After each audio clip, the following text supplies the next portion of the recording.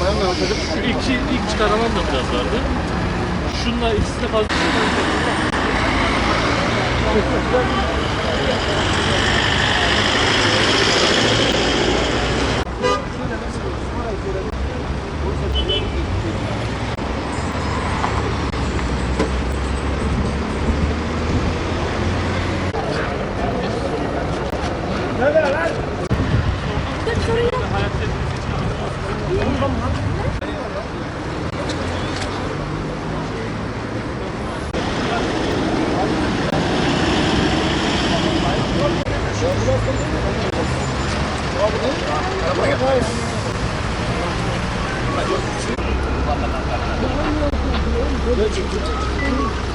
Karşı taraftan biz geliyorduk, Hece arabada kırmızıda geçti. Evet.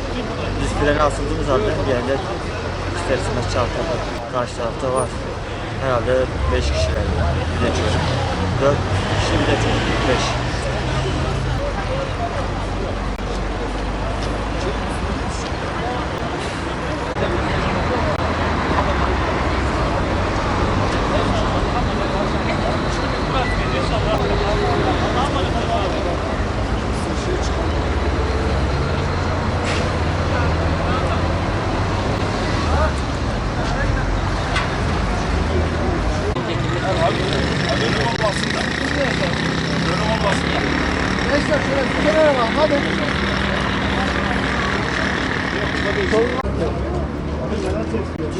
Ne oldu ya? Ama hangi kanalda oynayacak?